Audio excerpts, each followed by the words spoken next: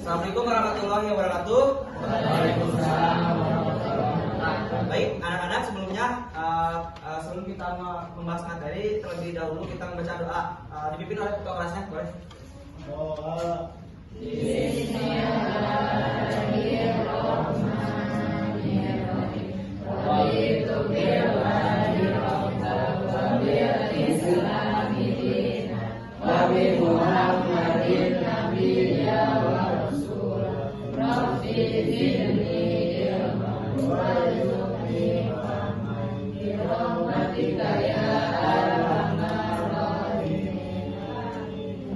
Terima kasih. Sebelum kita masuk materi, di absen dulu ya.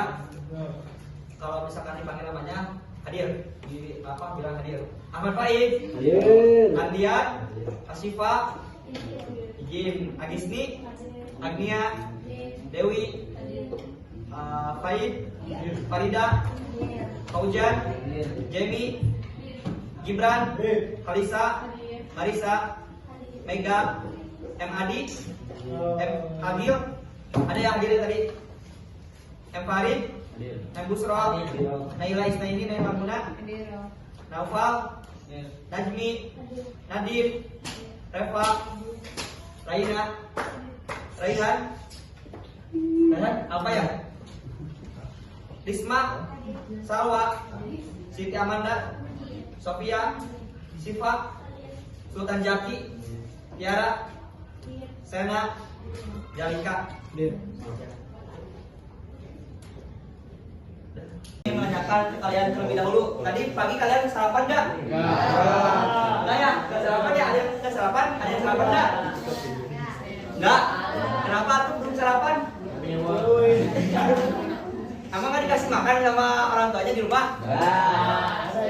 Jarang. Yang tidak mau kasihan ya, jauh. Setahun sekali, semester sekali.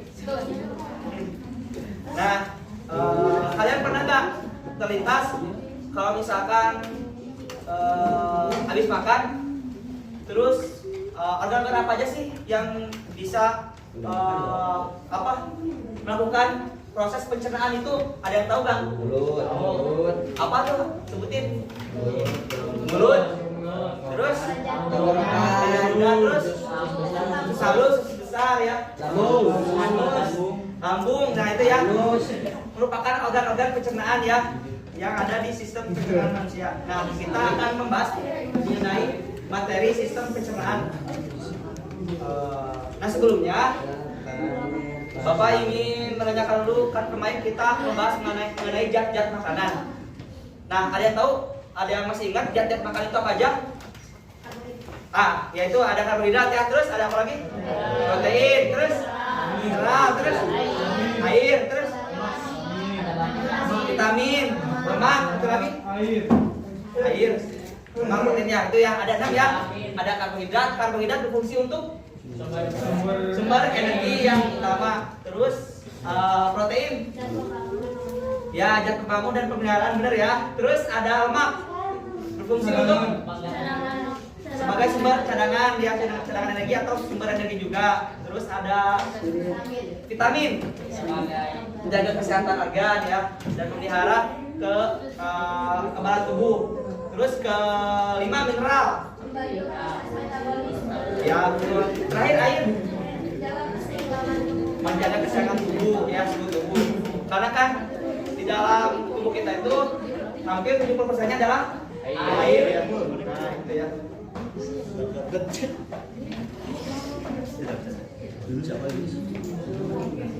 Nah kita akan masuk ke pembelajaran. Maaf.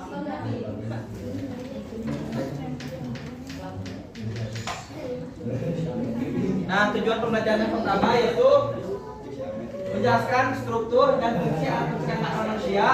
Lalu yang kelima menjelaskan proses pencernaan makanan manusia. Dan yang keenam menganalisis gangguan pada sistem pencernaan dan upaya untuk mencegah serta memperbaiki. Nah, itu tujuan pembelajaran yang 1 sampai 3 itu sudah dijelaskan ya. Sudah dijelaskan kemarin materi tentang zat-zat makanan. Perlu kalian ketahui, kita membahas materi ini ada manfaatnya gitu. Yang pertama untuk menambah wawasan atau ilmu pengetahuan kalian. tentang sistem pencernaan makanan atau organ-organ yang terlibat dalam pencernaan makanan. Terus juga yang kedua, yang mensyukuri nikmat yang telah Allah berikan kepada kita semua. Kebayang ya kalau misalkan tidak ada sistem pencernaan atau organ pencernaan yang melibatkan atau berfungsi untuk memproses makanan gitu ya. Nah, kita langsung masuk ke materi.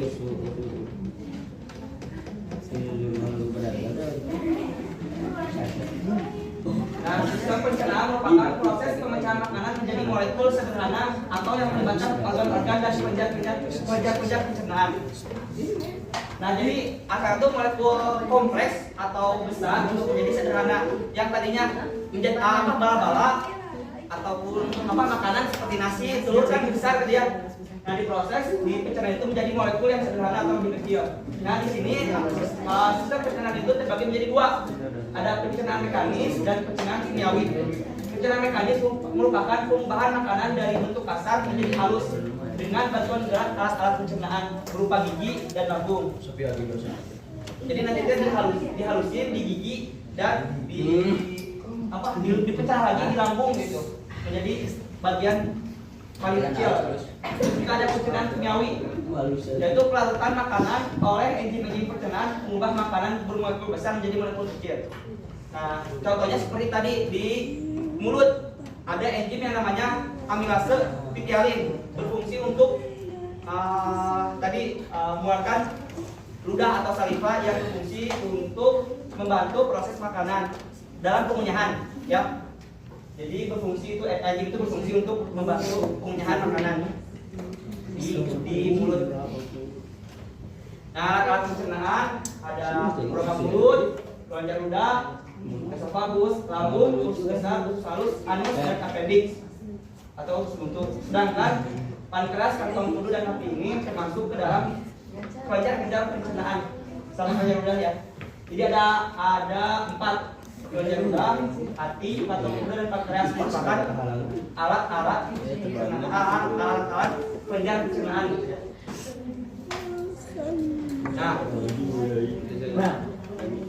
Nah ini ya alat, bisa disimak yang di belakang.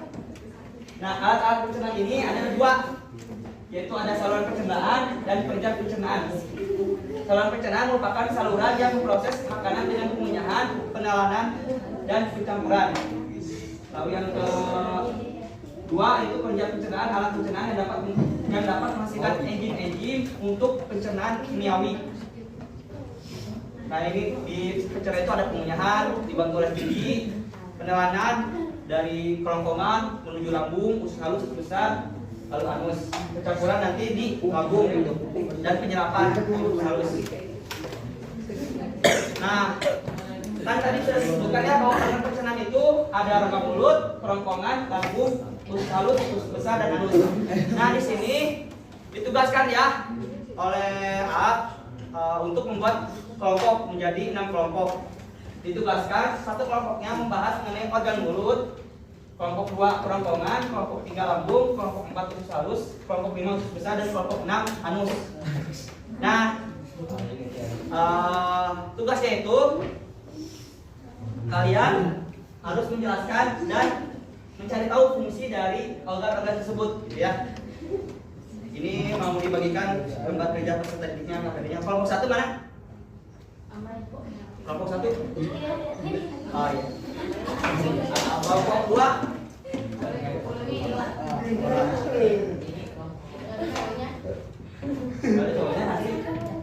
Jadi.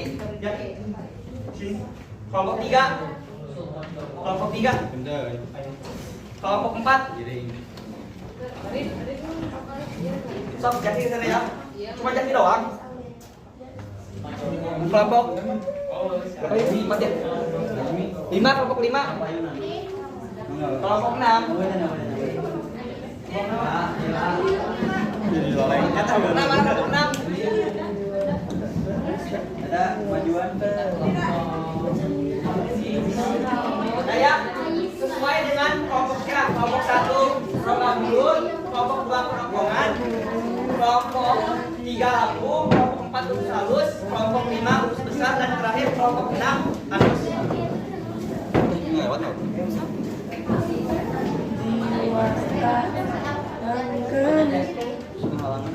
Kalian. Nah, di situ ada tugas-tugas yang harus kalian isi.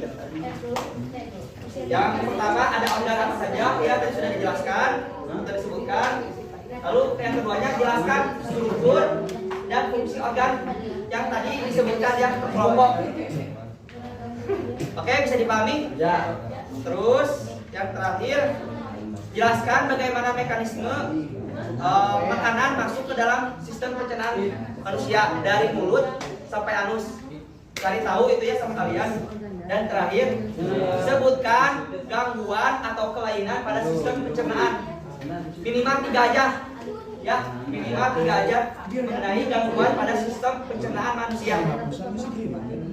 Setelah itu kalian presentasikan ke depan perwakilan tiap kelompoknya, boleh 1 orang, boleh 2 orang.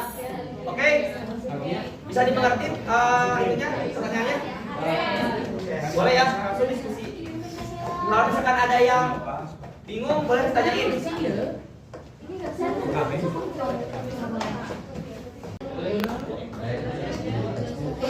So, gimana, ada yang mau ditanyain nggak? Nggak bingung kan pertanyaannya? Nggak ya?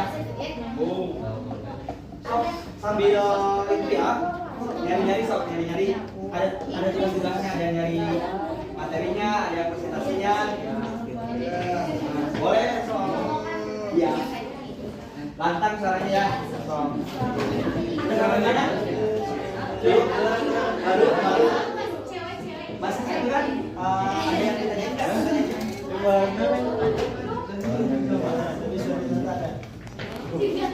Kalau misalkan ada pertanyaan, boleh ya ditanyain ya. Nanti setelah itu kalian presentasikan ke depan kalau hasilnya sudah ada. Ya. Iya, maksudnya teh bukan strukturnya, jelasin aja nih. Ya, jelasin fungsinya ya. Terus juga di kerongkongan teh ada gini. Di kerongkongan itu kan makanannya dimasuk gitu ya. Dan itu ada data foto apa gitu katanya. Nama saya peristaltik, kalau masalahnya itu jelasin apa sih peristaltik itu. Kenapa?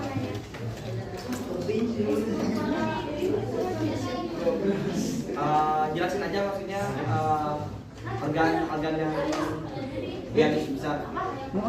Ya, ada kan di apa di organ besar di organ besar itu ada beberapa kolon. Coba yang ada kolonnya ada berapa?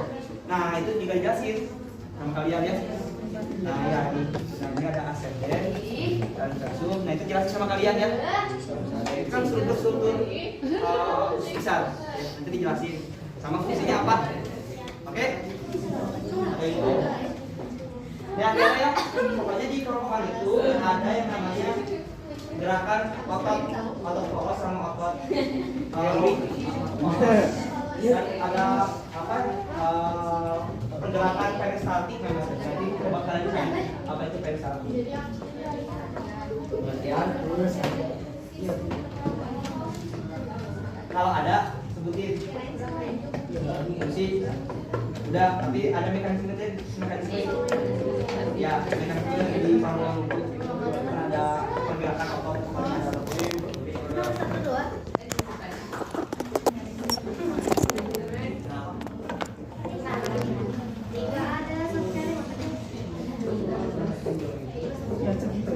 Boleh ya, so, kalau misalkan masih bingung ditanyain. Usus halus, siapa yang kebayang usus halus? Nah, di usus halus itu ada tiga bagian usus halus tuh. Nah, coba kalian cari ya apa aja. Ini di usus halus tuh bukan usus halus aja, ada yang namanya ini gitu. Coba cari ya. Ada apanya? Usus halus terbagi jadi 3 bagian ya. Coba kalian cari tahu dan cari fungsinya. Ya, oke?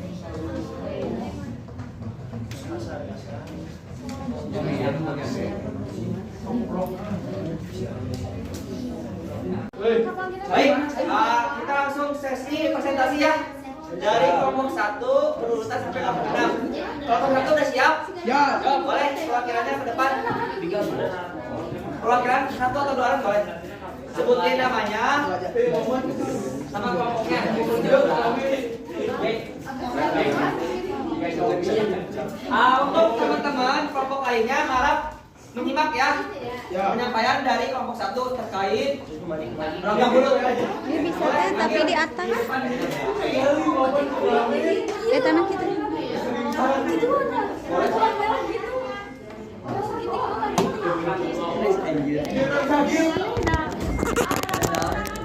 Boleh coba, boleh coba.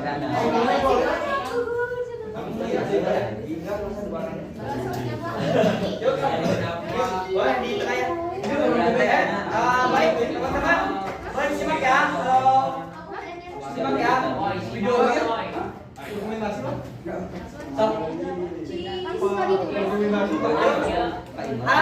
Harap disimak ya. Ya, siap. Yuk. Assalamualaikum warahmatullahi wabarakatuh. Insyaallah pada ini saya di sini dari kelompok 1 akan menjelaskan mengenai fungsi rongga mulut dan hidung dan cara menjaga kesehatannya. Rongga mulut ini fungsinya sebagai sangatlah penting di bagian mulut kita. Yang pertama satu untuk mengunyah, menelan dan mencerna makanan yang menuju ke bagian kita. Lanjut. Si organ mulut ini cara berbicara, bernapas, menelan bagaimana seperti itu. Dan cara bau mulut itu yang gimana bau mulut yang untuk menjaga kesehatannya lah seperti itu. Rongga mulut itu merupakan organ pertama yang memproses makanan dan sistem pencernaan di dalam tubuh kita. Dan ruang lingkup dalam rongga mulut ini bisa di bibir hingga ke tenggorokan. Ciri-ciri rongga mulut yang sehat itu yaitu kencang, lembab, merah muda, dan tidak kering lah dan tidak bau dan tidak ada benjolan seperti sariawan ataupun bau.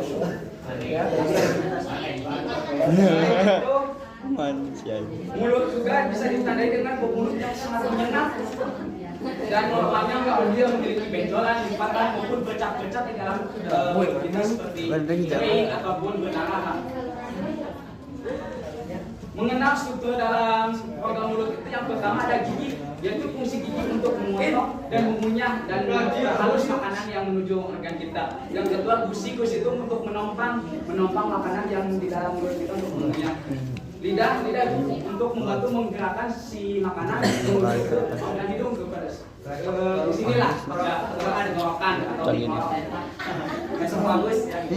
Indra rasa itu untuk mengenali rasa yang kita apakah itu manis, pahit ataupun manisnya kehidupan kita. Kelenjar ludah untuk menghasilkan ludah apabila kita menelan suatu makanan kepada mulut kita, kalaupun tidak seperti halnya merokok ataupun mencerna makanan, kalau kering itu rasanya tidak enak dan tidak nyaman seperti itu. Dan reseptor sensorik untuk merasakan tekstur makanan apakah ini keras, halus, lembut ataupun renyah seperti itu. Berbagai fungsi rongga mulut itu yang pertama satu untuk mengunyah dan menelan, yang kedua bernapas, berbicara maupun mengecap dan membentuk ekspresi wajah. Seperti halnya kita tampil seperti ini, public speaking memberikan ekspresi wajah dan memberikan rasa ini seperti penyampaian seperti apa sih? Dan cara menjaga fungsi rongga mulut itu yang pertama bisa dengan sikat gigi sehari 3 kali ya, dengan menggunakan Pepsodent. Lakukan closing minimal gigi kita sekali sehari dan bersihin flek-fleknya ataupun bisa pakai Ciptaden herbal. Bersihkan gigi, bersihkan kuman. Banyak minum air putih yaitu 3 hari sekali atau 8 hari lah bagusnya. Sehari 8 kali. Sehari 8 kali 8 gelas. 8 gelas sih banyak. Kita lebih apa namanya? Cara gerak jangan pun banyak es cekek ataupun yang lain itu tidak boleh. Itu banyak air. Masuk ke menit udah. Paling enak. Hindari dari konsumsi manis-manisan, gula ataupun rasa dingin. Lakukan pemeriksaan gigi secara rutin ataupun kita bisa kalau ada flek bisa dicokel. Ataupun ada pemeriksaan kita lebih pakai sikat gigi lah. Yang harga 23 WP Pepsodent atau Ciptaden memberikan gigi gusi rasa menyuap tidak berhenti. Jika fungsi rongga mulut ini terganggu, maka akan mengakibatkan rasa sakit gigi yang nyeri. Apa iklan Pepsodent gitu supaya kita lebih perhatian kepada mulut kita dan tidak memberikan rasa bau yang sangat Ke Bandung. maka kita harus rutin Ke Kircon. menjaga gigi kita, apalagi rongga mulut. Adapun bisa menjaga struktur makan itu dari halnya yang manis-manis, maka bisa berakhir dengan pahit seperti itu. Mungkin seperti itu apa yang dapat saya sampaikan mengenai struktur, fungsi dan cara menjaga gigi dengan baik dan benar. Mungkin selebihnya bisa ditanyakan pada yang lebih ahli yaitu dokter gigi. Sekian apa yang dapat saya sampaikan. Wassalamualaikum warahmatullahi wabarakatuh. Baik, tepuk tangan buat kelompok 1. Paparan materinya ya. Oke. Yuk langsung lanjut kelompok 2. Boleh ya? Belum puas. Perkenalan. Oh, perkenalan juga. Boleh perkenalan dari kelompok 2. Nanti sebutin organ apa aja yang organ kerongkongan ya. Terus nanti teman-teman harap menyimak ya kelompok 2 akan membahas mengenai materi kerongkongan. Boleh? Assalamualaikum warahmatullahi wabarakatuh. Di sini kami akan menjelaskan sedikit tentang kerongkongan. Dikit-dikit suaranya. Stop. Kerongkongan atau yang disebut esofagus yaitu organ tubuh berupa tabung otot berongga yang memanjang dari leher hingga lambung dan memiliki peran penting dalam sistem pencernaan.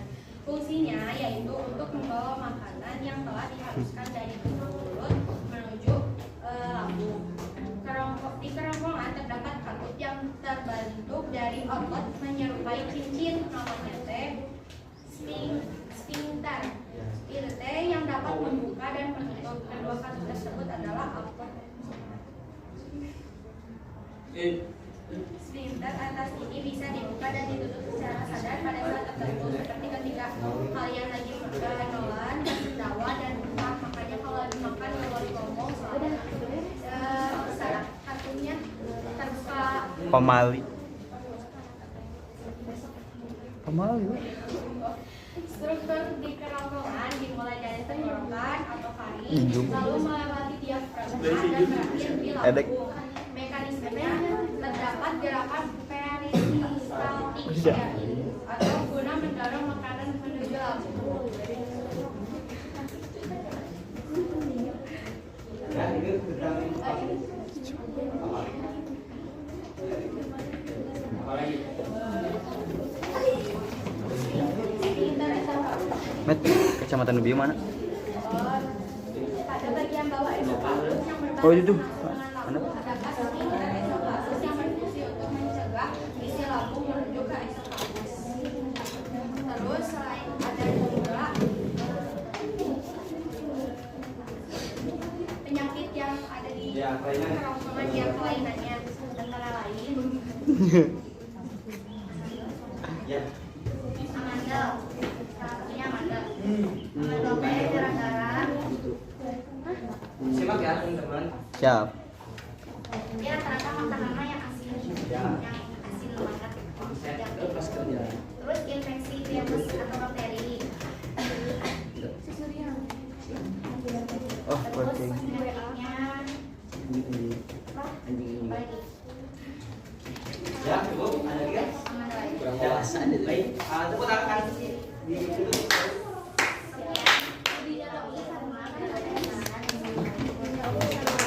Tepuk tangan kelompok 2.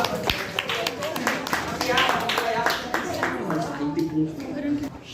Nah, udah ya, semuanya sudah presentasi dari kelompok 1 sampai kelompok 6 mengenai organ-organ sistem pencernaan. Yang tadi apa aja organ sistem pencernaan itu? Pertama, rongga mulut. Kedua, rongga esophagus. Terus ketiga, lambung. Keempat, kelima, dan yang terakhir.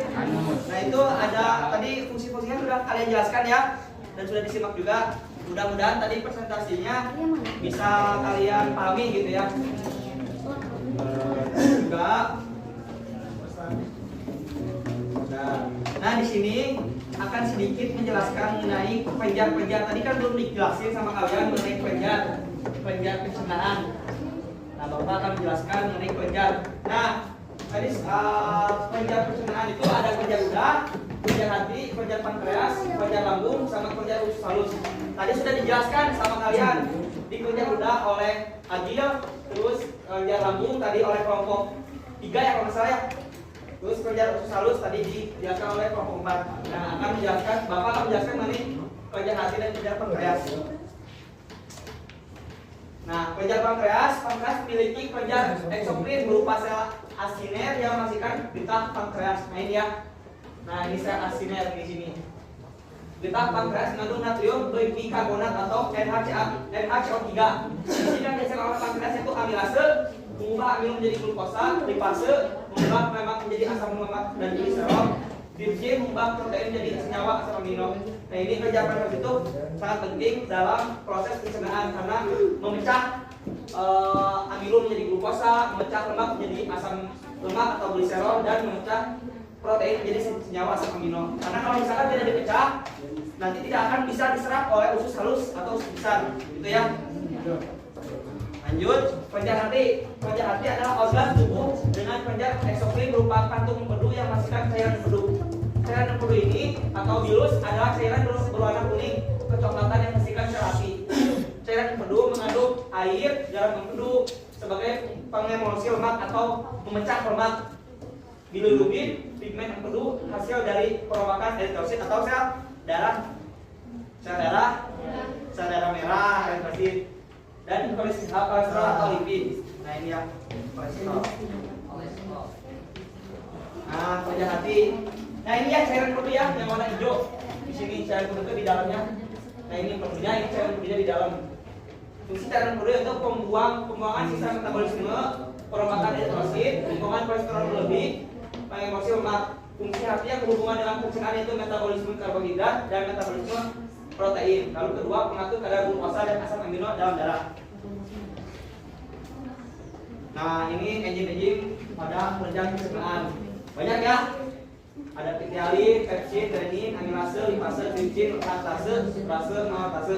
Semua enzim ini berfungsi untuk membantu sistem pencernaan gitu ya. Pokoknya yang ada se itu adalah enzim. Ini amilase, pitialin namanya. Nah itu ya. Nah adapun gangguannya tadi sudah dijelaskan, ada GERD itu asam lambung naik.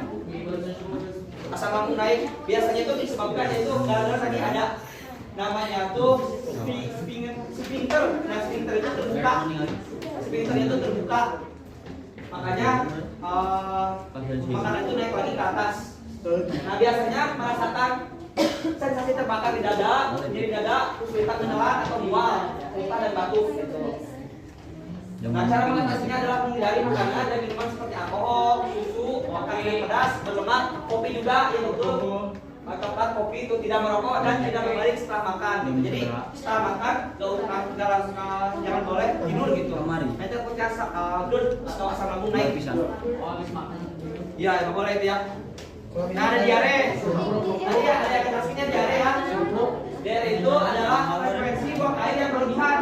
Jadi bisa lebih dari sehari 3 kali gitu. Seharusnya normalnya sehari 3 kali. Ini mah lebih bisa 6, 7 sampai 8 kali.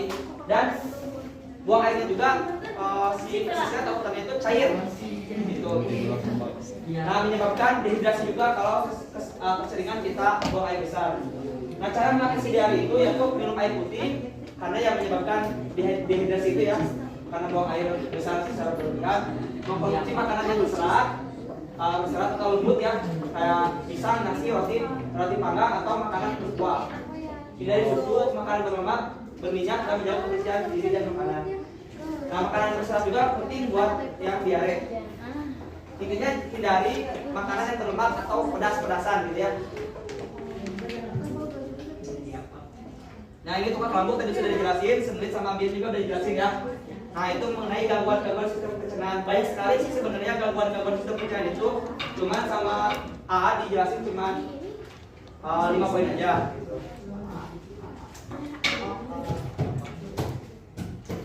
Nah Alhamdulillah pemaparan mengenai sistem pencernaan dan gangguannya sudah dijelaskan ya. Ada yang bisa menyimpulkan? Boleh? Satu orang perwakilan aja. Boleh nyimpulin? Adanya pertanyaan. Boleh simpulin apa Tora?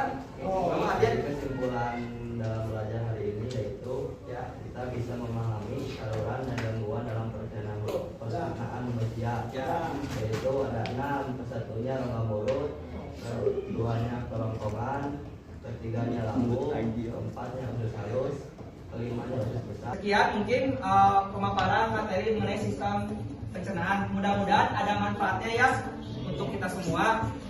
Terus juga jangan lupa minggu depan kita akan menghadapi PAS. Harap disiapkan materinya ya, kalian hafalin sistem peredaran darah sama pencernaan ya. Mohon maaf kalau misalkan ada kekurangan dalam penyampaian materi. Kalau misalkan ada yang ditanyain boleh di luar pembelajaran ya. Kita tutup dengan ucapan hamdalah bersama-sama. Kemudian dari pemaparan dari Pak Assalamualaikum warahmatullahi wabarakatuh.